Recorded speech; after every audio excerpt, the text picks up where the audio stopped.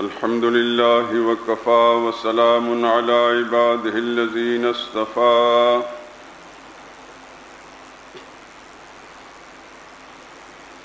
خصوصا على سيد الرسل وخاتم الأنبياء وعلى آله المجتبى وأصحابه الأتقياء.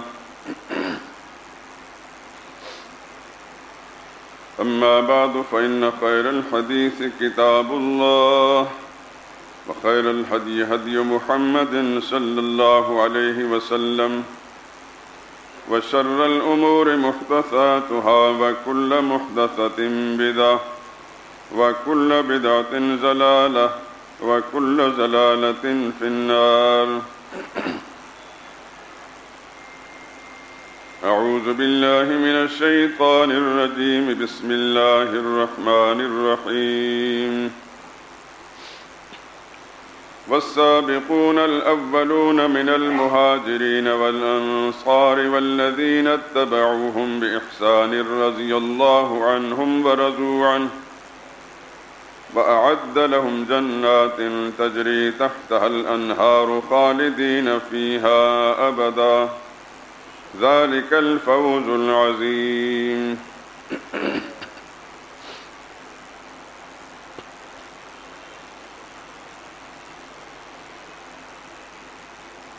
وقال الله تعالى في مقام آخر: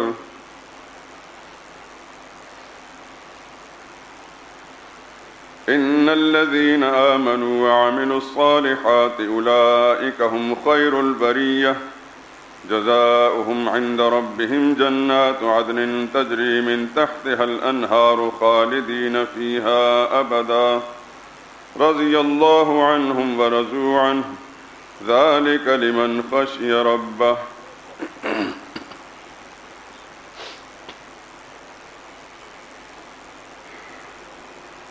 جن لوگوں نے سبقت اختیار کی یعنی سب سے پہلے ایمان لائے، مہاجرین میں سے بھی اور انصار میں سے بھی، اور جنہوں نے نیکی کے ساتھ ان کی پیروی اختیار کی، اللہ ان سب سے راضی ہے اور وہ اللہ سے راضی ہیں.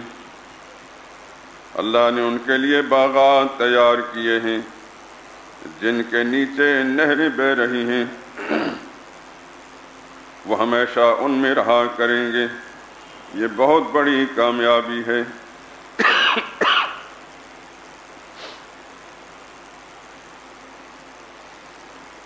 اور جو لوگ ایمان لائے اور اچھے کام کرتے رہے وہ ساری مخلوق سے بہتر ہیں. ان کا صلہ ان کے پروردگار کے ہاں ہمیشہ رہنے کے باغات ہیں جن کے نیچے نہریں بہہ رہی ہیں، وہ ہمیشہ ہمیشہ ان میں رہا کریں گے. اللہ ان سے راضی ہے اور وہ اللہ سے راضی ہیں. یہ صلہ اس کے لیے جو اپنے پروردگار سے ڈرتا ہے. وقال اللہ تعالی فی مقام آخر: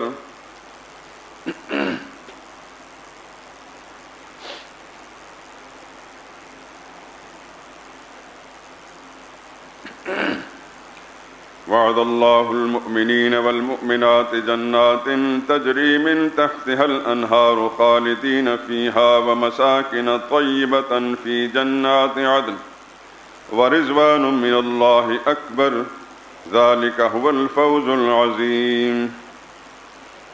اللہ نے مومن مردوں اور مومن عورتوں سے جنتوں کا وعدہ کر رکھا ہے جن کے نیچے نہریں بہہ رہی ہیں، وہ ان میں ہمیشہ رہا کریں گے. اور ہمیشہ رہنے والی جنتوں میں نفیس مکانات کا وعدہ کیا ہے. اور اللہ کی رضامندی تو سب سے بڑھ کر نعمت ہے. یہی بہت بڑی کامیابی ہے. سبحان ربک رب العزت عما یصفون وسلام علی المرسلین والحمد للہ رب العالمین.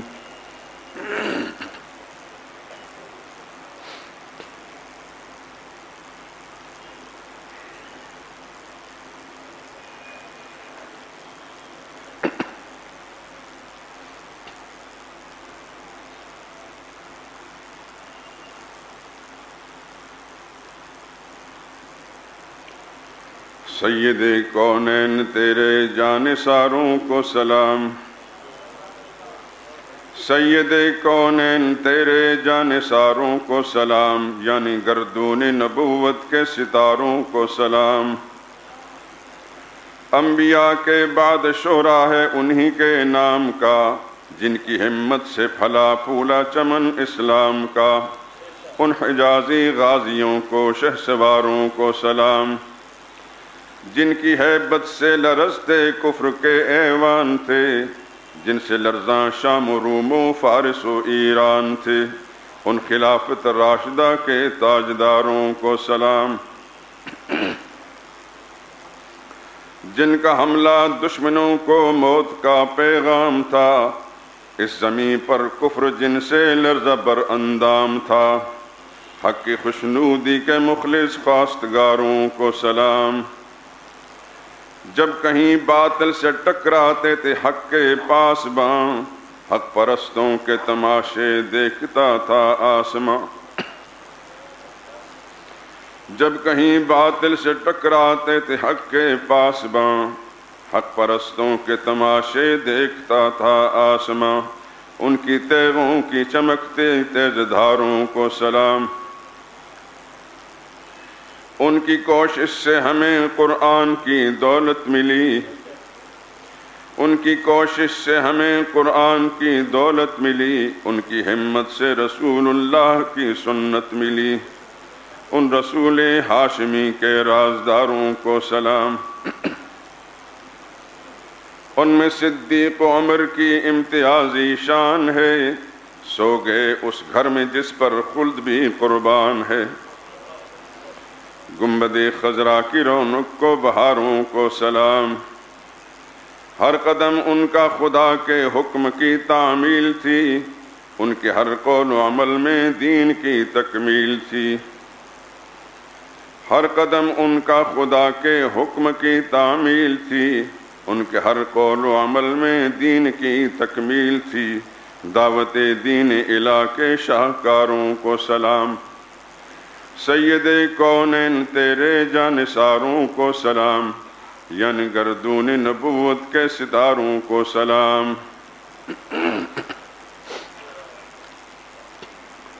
بزرگان محترم، برادران عزیز، قرآن کریم کی مختلف مقامات سے میں نے آیات کا انتخاب کیا ہے۔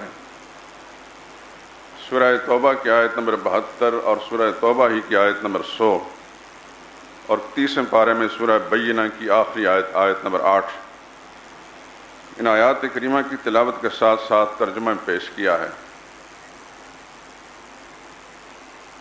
آیات کے ترجمے سے اور اس کے بعد یہ جو میں نے مدحیہ کلام پڑھا ہے، اس سے مضمون کا اندازہ تو آسانی سے ہو گیا ہوگا۔ پچھلے جمعے میں بھی اس دھرتی کے بسنے والے انسانوں میں انبیاء کے بعد ساری کائنات سے افضل ترین انسان سیدنا صدیق اکبر اور پھر ان کے رفقا کا تذکرہ ہوا، اور آج بھی موضوع گفتگو یہی ہے۔ میں نے 3 مقامات سے قرآنی آیت کا انتخاب جو کیا ہے، اس میں آپ نے ایک چیز نوٹ کی ہوگی قدر مشترک کے طور پر، وَرَضِيَ اللَّهُ عَنْهُمْ وَرَضُوا عَنْهُ، اللہ ان سے راضی ہو گیا اور وہ اللہ سے راضی ہو گئے۔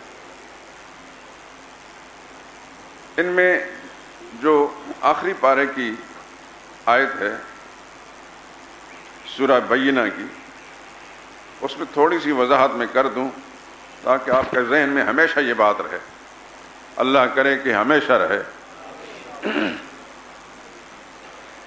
تقابلاً اللہ کریم نے انسانوں کا تذکرہ فرمایا ہے۔ ان الذین کفروا من اہل الکتاب والمشرکین فی نار جہنم خالدین فیہا اولئک هم شر البریہ ان الذین آمنوا وعملوا الصالحات اولئک هم خیر البریہ۔ یہ تقابل ہے۔ وہ لوگ جنہوں نے کفر اختیار کیا، وہ چاہے وہ اہل کتاب میں سے ہوں، یہود و نصارہ میں، والمشرکین یا مشرکین میں سے ہوں، ان کے لیے تو جہنم کی آگ ہے. اولئک ہم شر البریہ، وہ آسمان سے اعلان کرنے والا جس نے اس دھرتی پر سبھی انسانوں کو پیدا کیا ہے، وہ اعلان کر رہا ہے اولئک ہم شر البریہ، یہ سب سے بدترین مخلوق ہے.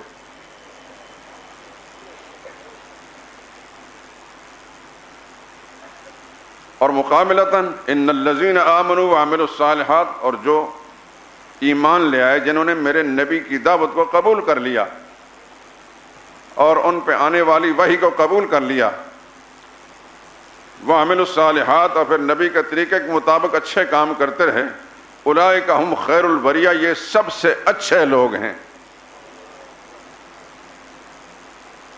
وہ اہل کتاب اور مشرکین اولئک ہم شر البریہ، وہ بدترین مخلوق ہیں، اور یہ لوگ خیر البریہ، یہ بہترین مخلوق ہیں.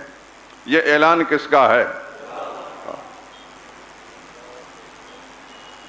یہ جو بہترین مخلوق ہے، اس کے بعد ان کا انجام بھی بیان کر دیا. جزاؤہم عند ربہم جنات، ان کا بدلہ رب کے پاس وہ باغات ہیں عدن، جو ہمیشہ رہنے والے، تجری من تحتہا الانہار، جن کے نیچے نہریں بہہ رہی ہیں، اور ان باغات میں سے ان کو نکالا نہیں جائے گا. خالدین فیہا، وہ ہمیشہ ان میں رہا کریں گے.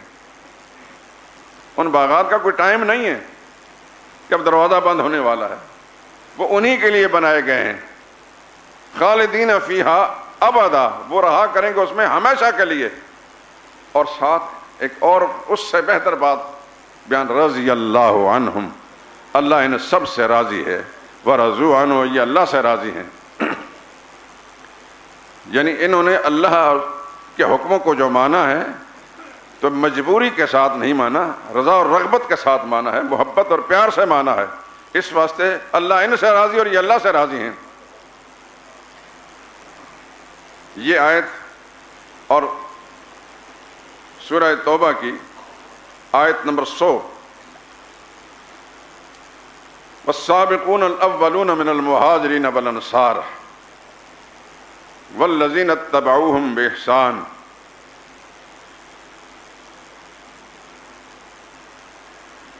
جن لوگوں نے سبقت اختیار کی، پہل کی ایمان لانے میں، مہاجرین میں سے بھی اور انصار میں سے بھی. والذین اتبعوہم بإحسان، اور وہ لوگ جو نیکی کے ساتھ ان کے پیروکار بن گئے، یعنی نہ وہ مہاجر ہیں نہ انصار ہیں لیکن بعد میں آنے والے ہیں. انہی مہاجرین اور انصار کی بات پر ان لبیک کہی. ان سب کے بارے میں اکٹھا فرما رضی اللہ عنہم، اللہ ان سب سے راضی ہے، ورضوا عنہ، اللہ اور یہ اللہ سے راضی ہیں.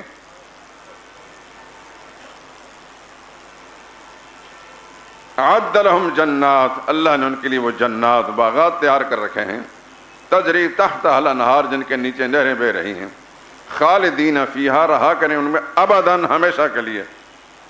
ذالک الفوز العظیم، یہ بہت بڑی کامیابی ہے. اس کے ساتھ تیسری آیت بھی ملا لیں، پھر بات آگے چلاتے ہیں. اسی سورہ مبارکہ کی آیت نمبر 72 ہے.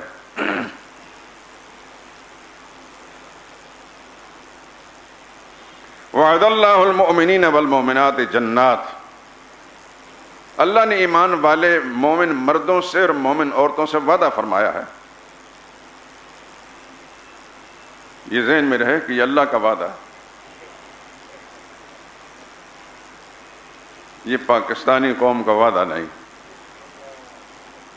اللہ نے اسی قرآن میں فرمایا وَلَن يُخْلِفَ اللَّهُ وَعْدَهُ، اللہ اپنے وعدوں کے خلاف نہیں کرتا.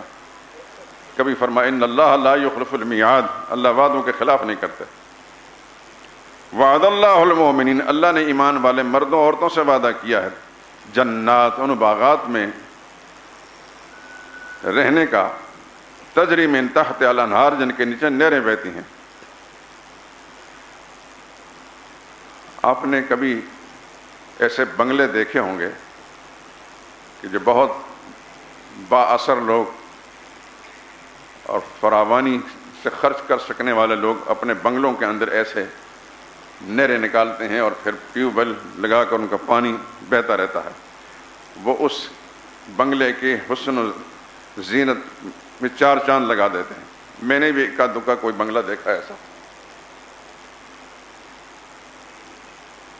شاید یہ نقل کرتے ہیں چنسبت خواہ کرا بال وقت، کہاں انسانی تیار کردہ بنگلے اور ان کی نہریں، کہاں رب العالمین کے. خیر، ان باغات کے اندر نہریں بہہ رہی ہیں اور یہ ہم ان میں ہمیشہ رہا کریں گے. اس کے آخر میں ایک جملہ فرمایا، اس پہ غور کریں آپ، وَرِضْوَانٌ مِّنَ اللَّهِ. یہاں یہ نہیں فرمایا رضی اللہ عنہ، اللہ ان سے راضی ہو گئے. وَرِضْوَانٌ مِّنَ اللَّهِ اکبر، جو اللہ کی رضا اور خوشنودی کا سرٹیفکیٹ ہے، اکبر، بہت بڑی نعمت ہے. ذالک هو الفوز العظیم، یہ بہت بڑی کامیابی. اس پر میں ایک حدیث سنا دوں. اہل جنت کو جب جنت کے ساری نعمتیں مل جائیں گی،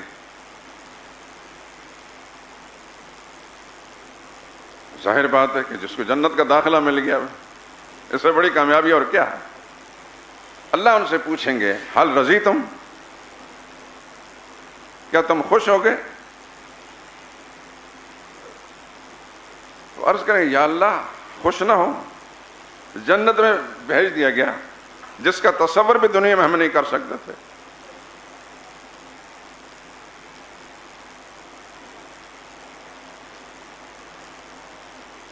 اللہ فرمائیں گے کیا اس سے پہلے اس سے بڑھ کر کوئی نعمت نہ دوں تم کو؟ وہ کہیں گے یا اللہ اس سے بڑھ کر نعمت اور کیا ہو سکتی ہے؟ اللہ فرمائیں گے ہاں سنو پھر،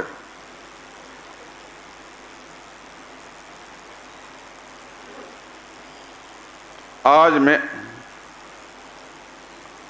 احل علیکم رضوانی، اپنی رضا کا پروانہ تمہیں دے رہا ہوں، فلا اسقط علیکم بعد ابدا، اس کے بعد میں تم سے کبھی ناراض نہیں ہوں گا. اس کو فرمایا برضوان من اللہ اکبر. جنت یا اس کی ساری بہاریں بھی مل جائیں لیکن اللہ کی خوشنودی اور رضا جو ہے یہ سب سے بڑی نعمت ہے. یہ عام مومنین کو جنت میں پہنچنے کے بعد یہ نعمت ملے گی، مگر ان خوش نصیبوں کو کیا ٹھکانہ جو اس دنیا میں چلتے پھرتے تھے اور اللہ آسمان سے ان کے لیے رضی اللہ عنہم کے پروانے اتار رہا تھا. کوئی اندازہ کر سکتے ہیں ان کی خوش بختی کا اور ان کا مرتبہ مقام کا. اللہ اکبر. اللہ ان سے کتنے راضی تھے.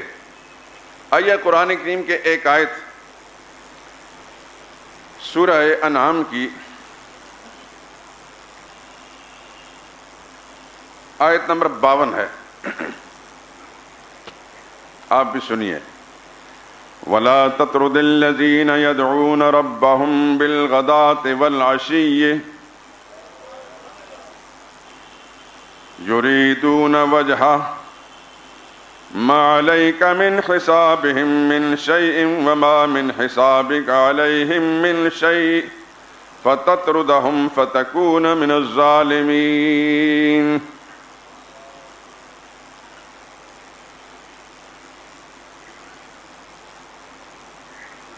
مشرکین کا ایک جتھا، بعض مفسرین نے لکھا کہ ابو طالب کے پاس آیا. آپ اپنے بھتیجے سے ہی کہہ دیں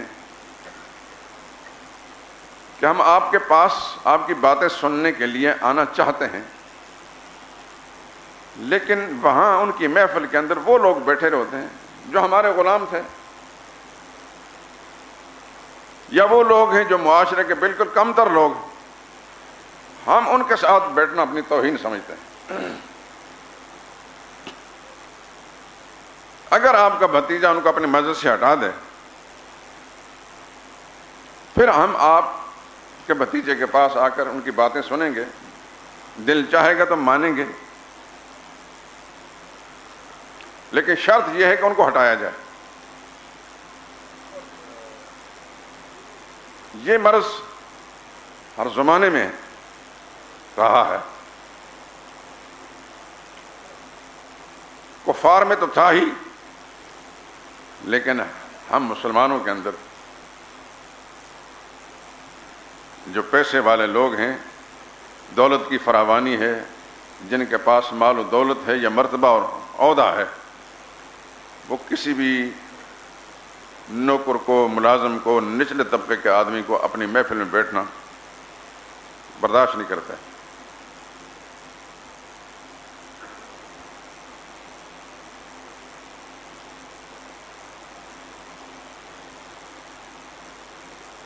تو روایت میں ہے کہ جس وقت ان کا یہ مطالبہ ہوا کہ ان کو ہٹایا جائے،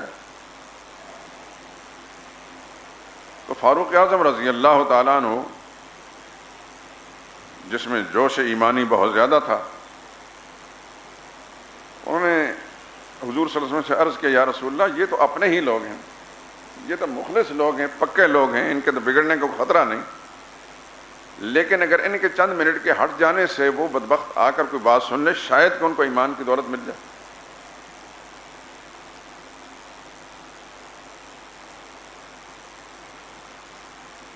آسمان والے کو یہ بات گوارا نہیں ہوئی۔ اب اس کا فیصلہ سنیں، وَلَا تَطْرُدِ الَّذِينَ يَدْعُونَ رَبَّهُمْ بِالْغَدَاةِ وَالْعَشِيِّ۔ میرے پیغمبر، میرے حبیب، مت ہٹائیں ان لوگوں کو جو پکارتے ہیں اپنے رب کو صبح بھی اور شام بھی، یریدون وجہہ، ریاکاری نہیں ہوتی، خالص اللہ کی رضا میں اللہ کو پکارتے رہتے ہیں۔ جن کا وظیفہ زندگی اپنے رب کو یاد کرنا ہے، وہ آپ کی محفل میں بیٹھے ہیں۔ کفار چاہتے ہیں کہ اپنی محفل سے ہٹا دیں، ہمارا فیصلہ یہ ہے کہ وَلَا تَطْرُدِ الَّذِينَ، ان لوگوں کو نہیں ہٹانا۔ رہی یہ بات کہ اگر ان کو نہ ہٹایا گیا تو وہ نہیں آئیں گے اور ایمان سے محروم رہیں گے۔ اللہ فرماتے ہیں کوئی فکر کی بات نہیں، مَا عَلَيْكَ مِنْ حِسَابِهِمْ مِنْ شَيْءٍ، ان کے حساب و کتاب میں سے آپ سے کوئی محاسبہ نہیں ہوگا، آپ کے معاملے میں ان سے نہیں پوچھا جائے گا، ان کے معاملے میں آپ سے نہیں پوچھا جائے گا۔ فَتَطْرُدَهُمْ، اگر آپ نے ان کی خواہش پر ان مخلصین کو اپنی مبارک مجلس سے ہٹا دیا، فَتَكُونَ مِنَ الظَّالِمِينَ، آپ بھی ناانصافوں میں ہو جائیں گے۔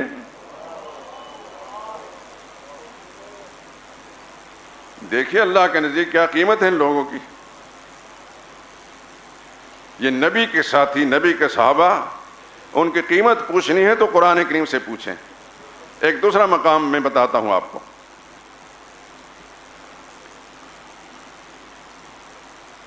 15ویں پارے میں سورہ بنی اسرائیل،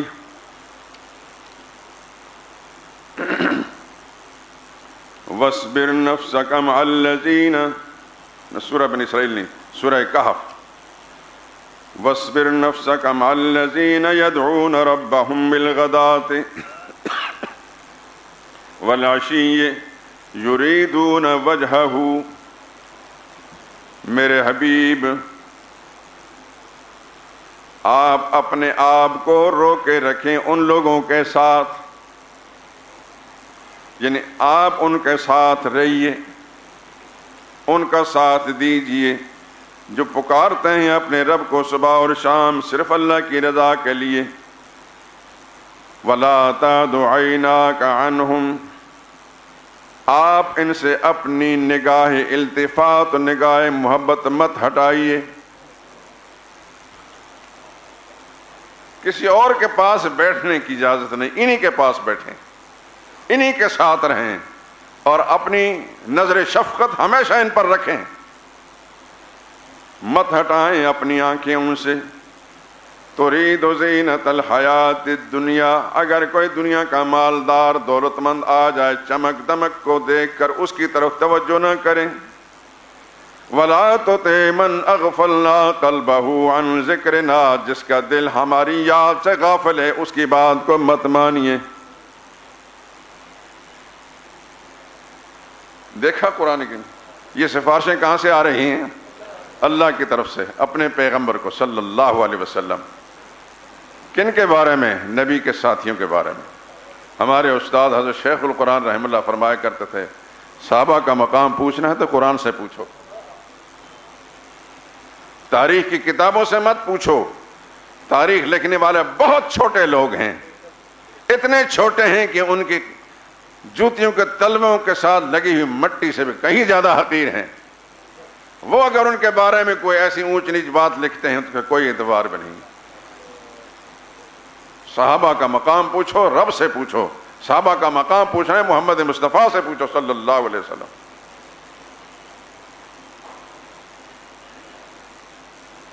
یہ جو قرآن کریم میں بار بار ایک لفظ آیا رضی اللہ عنہم ورضوا عنہ، اللہ ان سے راضی ہو گیا، وہ اللہ سے راضی ہیں، اس پر 7ویں صدی ہجری کے ایک بہت بڑے انسان جو اتنے بڑے ہیں جن کے بارے میں سرزمین ہندوستان کے سب سے بڑے عالم گزشتہ 500 سال کے عرصے میں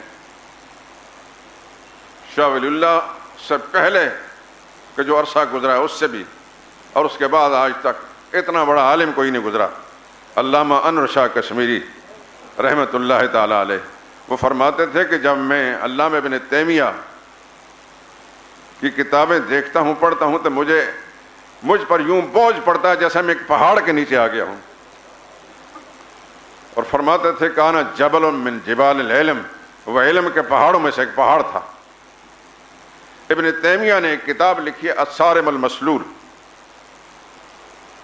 یعنی جو شخص رسول اللہ صلی اللہ علیہ وسلم کی شان میں بے ادبی اور گستاخی کرتا ہے اس کے لیے سونتی ہوئی ایک تلوار۔ اس کتاب کے اندر گستاخان رسول کے بارے میں ان کی سزاؤں کا ذکر ہے، بڑی ضخیم کتاب ہے، 700-800 صفحے کی۔ جہاں گستاخان رسول کا ذکر ہے وہاں محبین کا ذکر بھی ہے اور صحابہ کا تذکرہ بھی ہے۔ وہ لکھتے ہیں، بڑی خوبصورت بات انہوں نے لکھی، خدا کی قسم جب سے میں نے ایک عبارت پڑھی ہے تو تب سے ایک عجیب سا سرور مجھے۔ فرماتے ہیں یہ جو اللہ نے اعلان کیا رضی اللہ عنہ، اللہ ان سے راضی ہے، کیا مطلب ہے رضا کا؟ کہتے والرضا من اللہ صفت قدیمۃ، یہ رضا جو ہے اللہ تعالیٰ نے جس کا اعلان کیا ہے یہ اللہ تعالیٰ کی پرانی قدیم صفت ہے۔ کیا مطلب؟ اللہ کی ذات قدیم ہے، اس کی ہر صفت بھی قدیم ہے، یعنی کہ بعد میں کوئی خوبی پیدا ہوئی۔ اللہ ازل سے ہے، ابد تک ہے، اس کی ہر شان ہر صفت ازل سے ہے ابد تک۔ یعنی دوسرے آسان لفظ میں یوں کہہ لیجئے اللہ جب سے ہیں تب سے محمد مصطفیٰ کے صحابہ سے راضی ہیں۔ صحابہ تو 1500 سال پہلے پیدا ہوئے، اللہ نے پیدا فرمایا، لیکن اللہ کب سے ان سے راضی ہے؟ اپنے علم ازلی سے جانتے ہیں کہ میرے آخری پیغمبر کے کچھ فداکار ایسے ہوں گے، ایسے جانثار ہوں گے، پہلی اللہ ان سے راضی ہے۔ کہتے ہیں والرضا من اللہ صفت قدیمۃ، اللہ کی خوشنودی اور رضا اللہ کی قدیم صفت ہے۔ فلا یرضا الا من عبد، اللہ کسی بندے سے راضی نہیں ہوتے الا یعلم انہ یوفی علی موجبات الرضا، جو اپنے علم ازلی سے ہی جانتے ہیں کہ جس کے لیے میں رضا کا پروانہ دے رہا ہوں یہ آئندہ چل کر بھی اس کے خلاف کام نہیں کرے گا، یہ غداری نہیں کرے گا۔ میں نے اگر رضا کا پروانہ دے دیا تو اس کے مطابق ہی زندہ رہے گا۔ اور آخر میں کہتا ہوں مر رضی اللہ عنہ، اور جس سے اللہ ایک مرتبہ راضی ہو گئے یعنی رضا کا اعلان کر دیا، لم یسخط علیہ ابدا، اس سے اللہ کبھی ناراض نہیں ہوں گے۔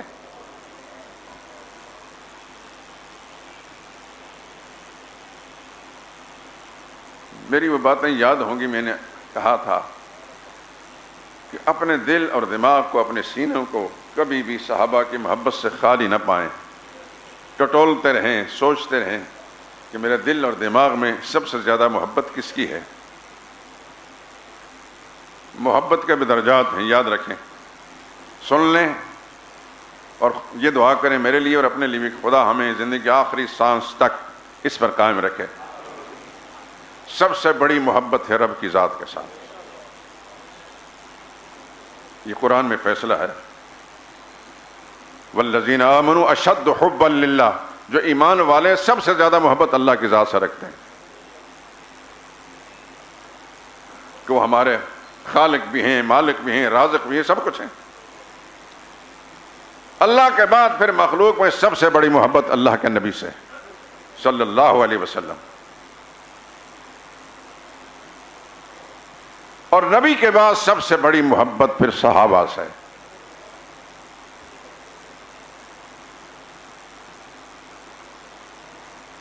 کسی بھی انسان کی محبت نبی کی محبت کے ساتھ ٹکرائے گی نہیں، چاہے وہ انسان اپنے ماں باپ ہوں،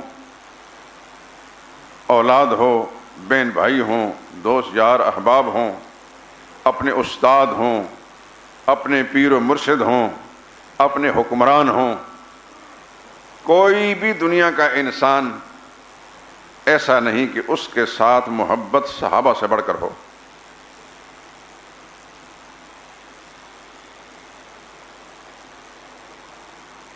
یہ محبت کے درجات ہیں، کبھی سوچا نہیں جا سکتا کہ کسی مسلمان کا دل اللہ کے نبی کی محبت سے خالی ہو۔ انسان محسوس کرتا ہے، آپ بیٹھے ہیں محسوس کر رہے ہیں، میں محسوس کر رہا ہوں کہ میرے دل دماغ کی کیفیت کیا ہے، میں جو کچھ کہہ رہا ہوں رب کعبہ قسم ایسی ہی میری کیفیت ہے، میرے اللہ نے اپنی رحمت سے مجھے ایسا ہی بنایا ہے۔ اللہ کے بعد پھر سب سے بڑی محبت محمد مصطفیٰ صلی اللہ علیہ وسلم کی ذات اقدس سے ہے، اور پھر اس کے بعد صحابہ کرام سے، لا علی التعیین، کوئی بھی صحابی ہو، بڑا ہے چھوٹا ہے، اور اس کے بعد پھر درجہ بدرجہ دوسرے انسان ہیں، لیکن صحابہ سے بڑھ کر، صحابہ کے مقابلے میں اپنے ماں باپ، میں ٹٹولتا ہوں اپنے آپ کو، اپنے ماں باپ کو میں نیچے دیکھتا ہوں، ان کو اوپر دیکھتا ہوں، بیوی بچوں کو نیچے دیکھتا ہوں، دوست احباب کو نیچے دیکھتا ہوں، حتیٰ کہ اپنے اساتذہ کو بھی صحابہ کے مقابلے میں نیچے دیکھتا ہوں۔ خدا کرے کہ میری یہ سوچ ہمیشہ قائم رہے اور آپ کو اللہ تعالیٰ اس سے حصہ وافر نصیب فرمائے۔ اس لیے میں کہتا ہوں کہ اپنے آپ کو ہر وقت ٹٹولتے رہا کریں کہ اپنے سینوں کو صحابہ کی محبت سے خالی نہ پائیں۔ خدا نہ خواستہ اگر ایسی کیفیت پیدا ہو جاتی ہے تو پھر ایمان کی خیر منانی پڑے گی۔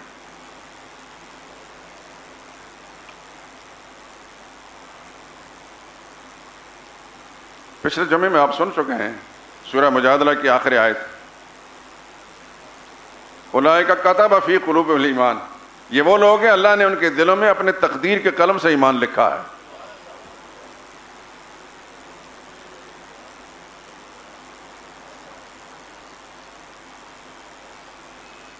اور انہی کے بارے میں اللہ نے بار بار اولئک ھم المؤمنون حقا، یہ پکے ایمان والے ہیں، یہ پکے ایمان والے ہیں۔ جسم کے ٹکڑے کرا لیے، نبی سے بے وفائی نہیں کی،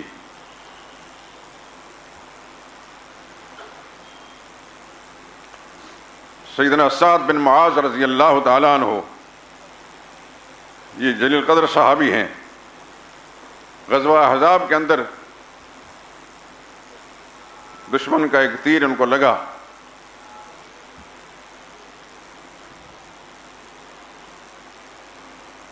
زخمی ہو گئے، اور اس وقت انہوں نے دعا مانگی اللہ سے، اے اللہ اگر تیرے علم کے اندر ابھی مشرکین سے جہاد کرنا باقی ہے تو مجھے اس وقت تک موت نہ دینا۔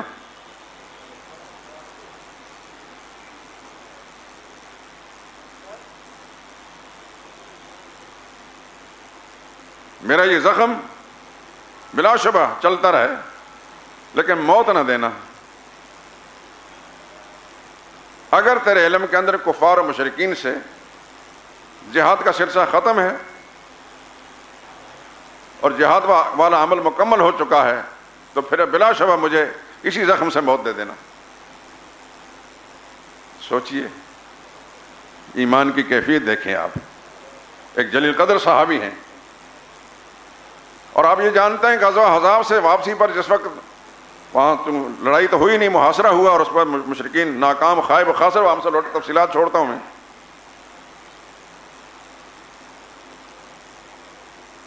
واپس اب مدینہ طیبہ پہنچے ہی تھے تو ابھی کچھ صحابہ اکرام جو تھکے ہارے تھے ہتھیار کھولنے لگے تھے، جبریل امین گھوڑے پر سوار رسول اللہ صلی اللہ علیہ وسلم کے پاس پہنچے تو عرض کرنے، یا رسول اللہ ہتھیار کھول رہے ہیں؟ حضور نے فرمایا، ہاں تھکے ہوئے سارے ساتھی، 20 دن سخت سردی اور جاڑے کے اندر رہے۔ فرمایا فرشتوں نے ابھی ہتھیار نہیں کھولے؟ اپنے ساتھیوں کو حکم دیں کہ یہاں ہتھیار نہ کھولیں، میں آگے جا رہا ہوں، بنو قریظہ کو جا کر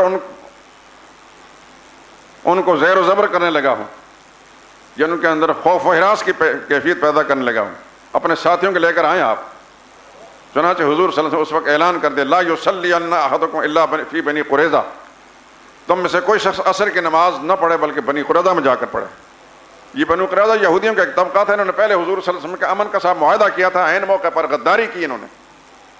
اس غداری کا پھر ان کو صلہ دینے کے لیے اللہ کے فرشتے آ گئے، پیغمبر کو اللہ کا پیغام سنایا کہ ان کو سزا دینے اور غداری کا انجام سبق سکھانے کے لیے موقع آ گیا۔ خیر صحابہ کرام پھر گئے، کیوں نہ اللہ ان سے راضی ہوں، کیوں رضا کے سرٹیفکیٹ نہ دیں؟ 20 دن تھکے ہارے سخت سردی کے موسم کے اندر۔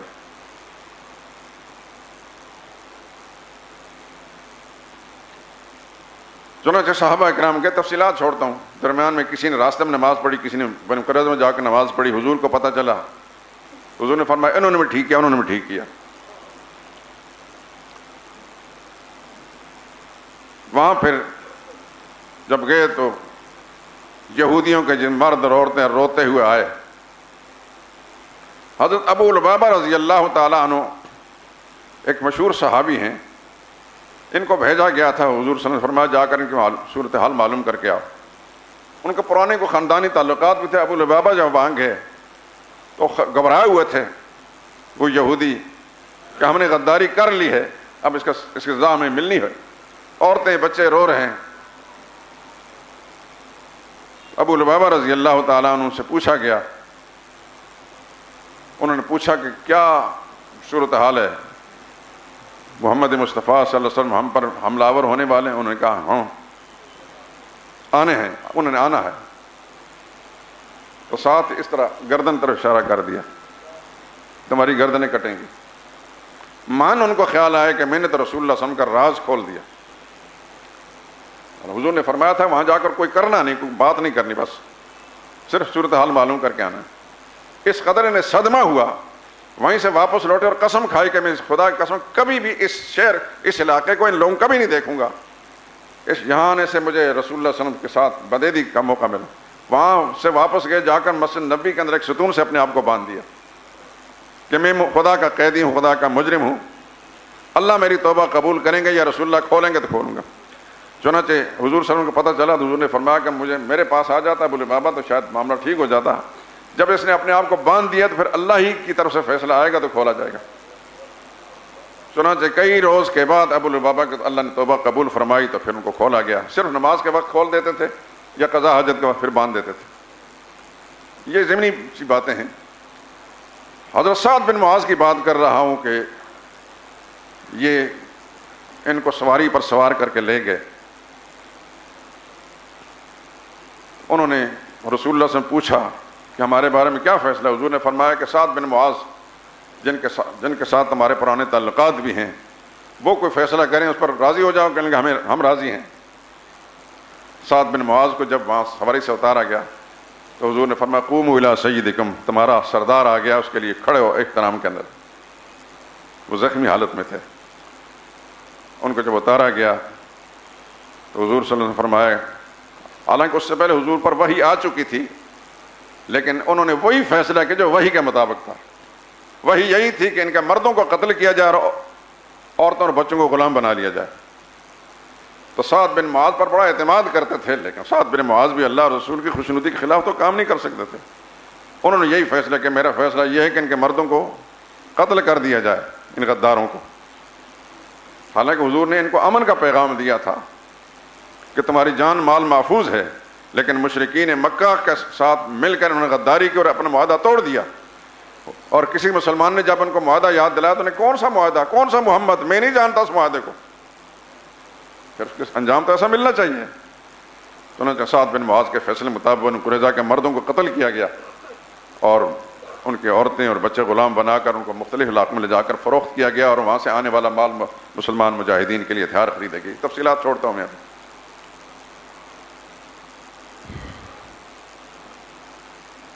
تو وہ سعد بن معاذ رضی اللہ تعالیٰ عنہ اسی وقت پھر انہوں نے دعا مانگی، یا اللہ اگر اس کے بعد کوئی کام باقی ہے تو مجھے زندہ رکھ، نہیں تو مجھے اسی زخم کو جاری کر دے. چنانچہ زخم جاری ہو گیا اور وہ شہید ہو گئے. ان کے جنازے کے اندر حضور نے فرمایا کہ اللہ کے 70,000 فرشتے جنازے میں ساتھ آئے تھے.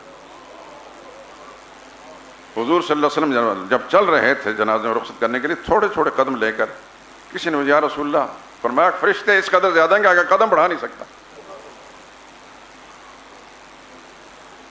یہ زمین پر پیدا ہونے والے انسان تھے میرے دوستو، خاندانی کافر تھے، شرک سے اور کفر سے نکل کر آئے تھے، لیکن کلمہ جب انہوں نے پڑھا لا الہ الا اللہ محمد رسول اللہ، تو اس کی حقیقت ان کی ہر رگ کے اندر خون کے ساتھ چلی گئی، اور پھر اس کو انہوں نے فراموش نہیں کیا.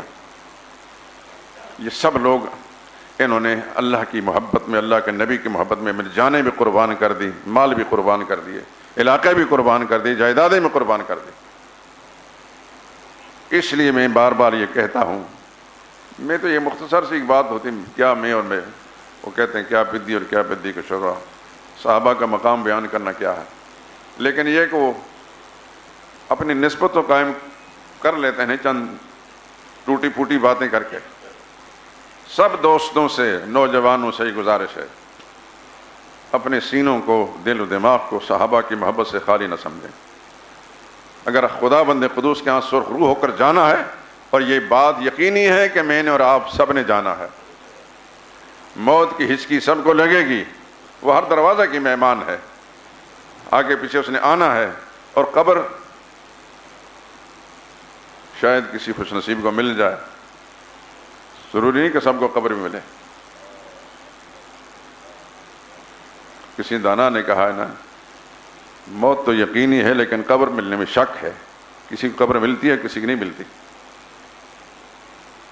بہرحال جہاں بھی پہنچے، جس حال میں بھی ہو، ایمان سلامت رہے، بس جسم کے پرخ سے اڑ جائیں، ایمان سلامت رہے.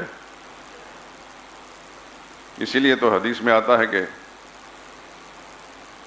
جنت کے اندر جب یہ پہنچایا جاتے ہیں شہداء، تو ان کے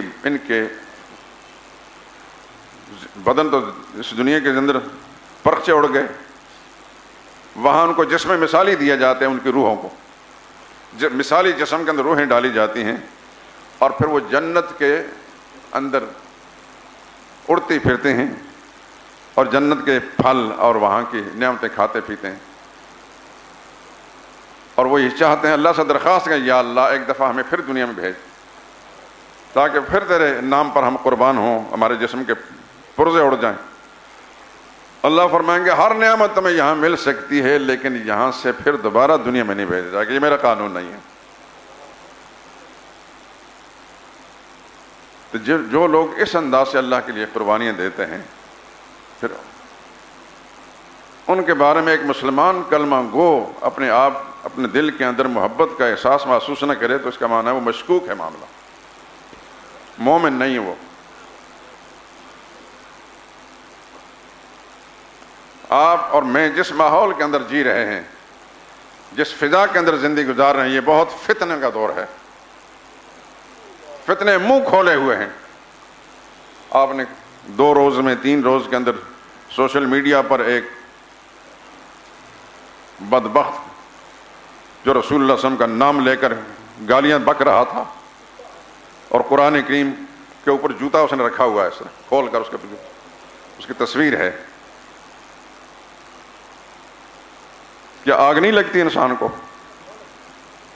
ایسے وقت کے اندر اعتدال کا اور صبر کا سبق پڑھانے والوں سے ہی پوچھا جائے گا تمہارے اندر ایمان ہے، تو اس گستاخ، اس ملعون کی اس گستاخی اور اس کفری الفاظ کو سننے کے بعد تمہارے اندر ذرا بھی حمیت نہیں پیدا ہوگی؟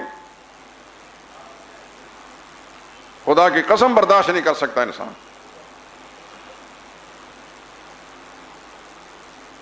یہ دنیاوی زندگی چند روزہ ہے، بالآخر موت ہے. لیکن غیرت مند مسلمان کی زندگی خدا جینے کی سب کو توفیق دے، اور خاتمہ ہو تو ایمان پر ہو. اور یہ دعا مانگا، یا اللہ ہمیں اپنی راہ میں شہادت کی موت نصیب فرما. یہ وہ جانتا ہے کہ کس طرح شہادت ملتی ہے. شہادت کیونکہ ایک قسم نہیں ہے. سیدنا فاروق اعظم نے دعا مانگی تھی، اور وہ دعا آپ ہی مانگا کریں، میں نے بھی مدینہ طیبہ مانگی تھی. اللہم ارزقنی شہادتا فی سبیلک، یا اللہ اپنے راستے مجھے شہادت کی موت عطا فرما. وجعل موتی فی بلد رسولک، اور میری موت اپنے رسول کے شہر میں. کیسے اللہ نے قبول فرمائی؟ مسلح رسول پر شہادت ملی اور روضہ رسول کے اندر قبر ملی. وہ تو اپنی مرضی کا مالک ہے نا، وہ تو اخلاص دیکھتا ہے. خدا بند قدوس نے یہ تو نہیں دیکھنے کتنا بڑا مالدار ہے، یہ کتنے بڑے مرتبے والا ہے، اس کی بات مان لوں. وہ تو دل کے اندر کی کیفیت کو دیکھتا ہے. قرآن کریم 26ویں پارے میں ایک آیت آتی، یا ایھا الناس انا خلقناکم من ذکر و انثی، اے دنیا بھر کے انسانوں، تم ایک مرد اور ایک عورت سے ہم نے تمہیں پیدا کیا ہے، آدم و حوا سے. وجعلناکم شعوبا و قبائل، پھر اس کے بعد تمہیں تقسیم کر دیا مختلف قبیلوں میں اور خاندانوں کے اندر. کیوں تقسیم کیا؟ لتعارفوا، تاکہ تم آپس میں ایک دوسرے تعارف کر سکو. یہ فلاں ہے، یہ فلاں ہے، یہ فلاں ہے، یہ فلاں ہے، لیکن یہ فلاں فلاں سب آدم کی اولاد ہیں. آخر میں فرما ان اکرمکم عند اللہ اتقاکم. یہ مختلف خاندانوں اور قبیلوں کے اندر تقسیم کا یہ معنی نہیں کہ کسی کو بڑا بنا دیا، کسی کو کمتر بنا دیا. یہ اللہ اعلان فرما رہے ہیں، سن لو کان کھول کر، ان اکرمکم عند اللہ اتقاکم، تم میں سے سب سے زیادہ معزز، مکرم، پسندیدہ خدا کے نزدیک وہ ہے اتقاکم، جو اللہ سے زیادہ ڈرنے والا ہے. ایک بادشاہ ہے، اللہ سے نہیں ڈرتا، خدا کے نہ کوئی قدر و قیمت بھی نہیں. اور ایک مزدور ہے، اللہ سے ڈرتا ہے، اللہ کے نزدیک بہت بڑا معزز مکرم ہے. آخری خطبہ حجۃ الوداع میں رسول اللہ نے ارشاد فرمایا، لا فرض لعربی علی عجمی، کسی عربی کو کسی عجمی پر کوئی فضیلت نہیں، اور کسی گورے کو کسی کالے پر کوئی فضیلت نہیں، الا بالتقوی. ہاں فضیلت اگر ہو سکتی تو تقوی کے ساتھ، اس کے دل کے اندر اللہ کا خوف، اللہ کا ڈر کس قدر ہے، اللہ کی محبت، اللہ کے نبی کی محبت کس قدر ہے.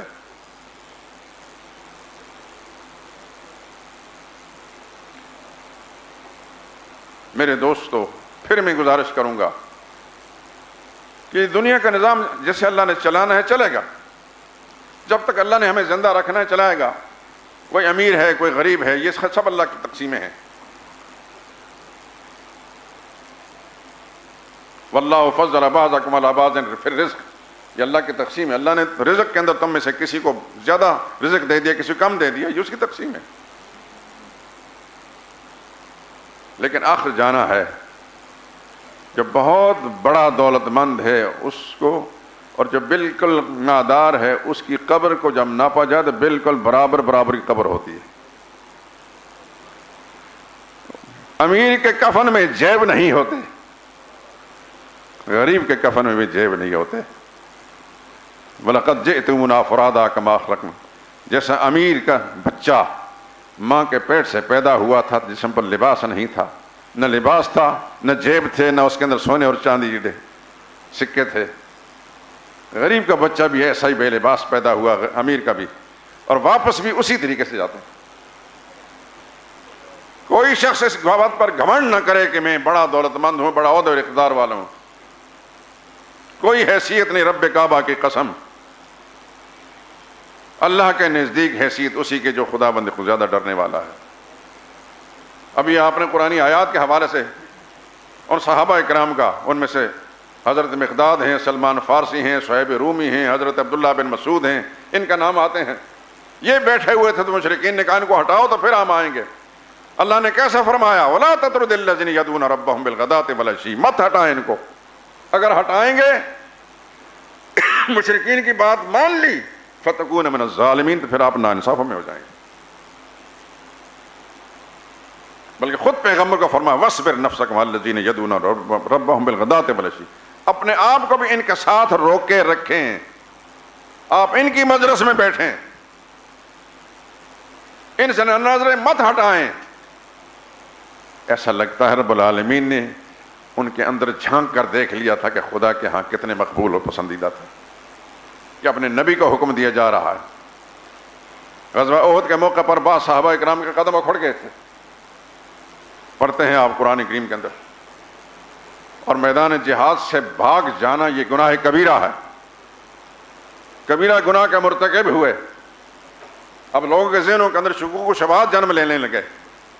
اللہ نے معاملہ صاف کر دیا تاکہ قیامت تک سب کے دل صاف ہو. ان الذین تولوا منکم یوم التقى الجمعان انما استزلهم الشیطان ببعض ما کسبوا، جن کے قدم اکھڑ گئے تھے دو فوجوں کے بھیڑنے کے موقع پر، شیطان کی کچھ کارستانی ایسی تھی جس کی وجہ سے جیسا ہو گیا. وَلَقَدْ عَفَا اللَّهُ عَنْهُمْ، اللہ نے آسمان سے اللہ نے معاف کر دیا. اللہ نے قسم کھا کر فرمایا میں نے ان سب معاف کر دیا. پھر ان صحابہ اکرام کو یہ احساس کمتری ہوتی تھی کہ اب پتہ نہیں حضور صلی اللہ علیہ وسلم ہم پر اعتماد کرتے ہیں کہ نہیں کرتے، ہم سے مشورہ لیتے ہیں کہ نہیں. مان اگلے ہی صفحے پر پھر آ گیا اللہ کا اعلان فَبِمَا رَحْمَةٍ مِّنَ اللَّهِ لِنْتَ لَهُمْ، میرے لاڈلے پیغمبر یہ اللہ ہی کی مہربانی ہے کہ اللہ نے آپ کے دل کو ان کے لیے نرم کر دیا ہے. وَلَوْ كُنْتَ فَظًّا، اگر آپ تندخو ہوتے، غلیظ القلب سخت دل ہوتے، لَانْفَضُّوا مِنْ حَوْلِكَ، ان میں سے کوئی بھی آپ کے پاس نہ بیٹھ سکتا. لہذا اللہ کی طرف سے سفارش دیکھیے فَاعْفُ عَنْهُمْ، آپ کے معاملے میں ان سے کوئی کوتاہی ہو گئی ہے تو آپ معاف کر دیں. کون کہہ رہا ہے؟ کون سفارشیں کر رہا ہے؟ فَاعْفُ عَنْهُمْ، ان کو معاف کریں. وَاسْتَغْفِرْ لَهُمْ، اور اللہ سے بھی ان کے لیے بخشش کی دعا مانگیں. دو باتیں، وَشَاوِرْهُمْ فِي الْأَمْرِ، اور جس طرح پہلے ان پر اعتماد کر کے ان کو اپنی کمیٹی کا ممبر بنا کر مشورے لیا کرتے تھے، آئندہ کے بھی لیے اسی طریقے سے مشورے لیا کریں.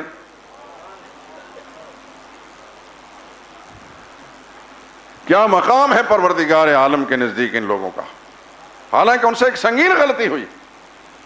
میدان جہاد سے قدم اکھڑ جانا یہ متفقہ فیصلہ ہے امت کا، گناہ کبیرہ ہے. لیکن اللہ جانتے تھے کہ اس وقت ان قدم جم نہیں سکے، بدنیتی سے یہ نہیں بھاگے. اللہ ان کے اندر کی کیفیت کو جانتے تھے، اس لیے وَلَقَدْ عَفَا اللَّهُ عَنْهُمْ، مجھے اپنی کبریائی کی قسم ان سب کو معاف کر دیا ہے. تو نبی کو فرمایا فَاعْفُ عَنْهُمْ، آپ بھی معاف کر دیں. یہ ہے مرتبہ مقام صحابہ اکرام کا. اللہ سے دعا کریں کہ پروردگار عالم ہمیں سب مسلمانوں کو صحابہ کی محبت ایسی نصیب فرمائے کہ زندگی آخری سانس تک ہماری زندگی کا حصہ بن جائے. سبحانک اللہم و بحمدک اشہد ان لا